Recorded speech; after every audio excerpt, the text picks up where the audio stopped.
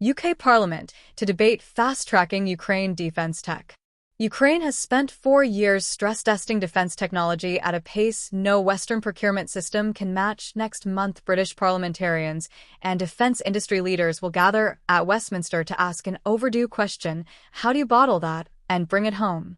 A parliamentary roundtable scheduled for June 23, 2026 at Portcullis House in the UK Parliament will bring together lawmakers, defense industry leaders, and Ukrainian representatives to examine the case for a structured UK-Ukraine Defense Innovation Corridor, a proposed fast-track framework for connecting British and European technology companies with Ukraine's defense sector. The event is hosted by Graham Downey MP and organized by Tech Connecta Vertex and Stephen Hoffman Consulting, with a keynote contribution from the Right Honourable Luke Pollard MP, the UK Minister for Defence, Readiness and Industry.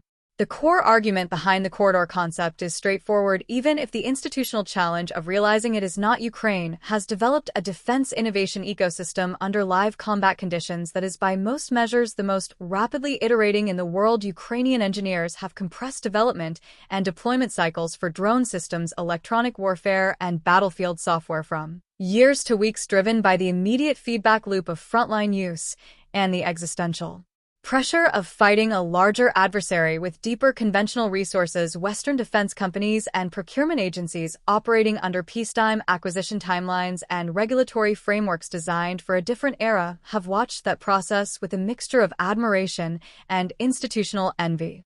The roundtable is designed to address a specific bottleneck: the difficulty smaller, agile technology firms face when trying to navigate procurement pathways and investment mechanisms in the UK and European defense market. Large prime contractors have established relationships, cleared personnel, and dedicated business development teams to manage those processes. A startup with a capable drone jamming system or a novel targeting algorithm typically does not, and the result is that potentially useful technology sits outside the procurement pipeline while slower, more expensive alternatives move through. A Dmytro Danchenko, founder of the UK-Ukraine Defense Innovation Corridor Initiative, framed the structural problem directly. True defense innovation requires us to dismantle bureaucratic silos and link our technology ecosystems directly, Danchenko said. This corridor is designed to provide a fast-track pathway for agile companies, allowing next-generation capabilities to be co-developed, scaled, and deployed at the speed of relevance.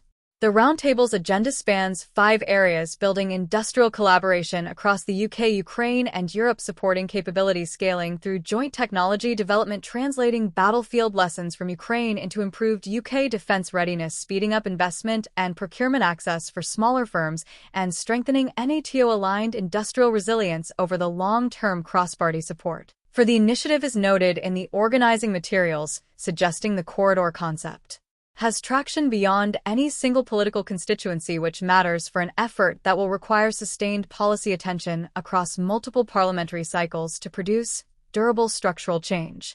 Downey set out the event's ambition in direct terms: by hosting this roundtable, we are bringing together policymakers, industry leaders, and Ukrainian voices to ensure that frontline insights from Ukraine directly inform and upgrade the UK's own defense readiness, he said. We must move away from slow traditional cycles and build a genuinely agile partnership that strengthens defense industrial collaboration across Europe.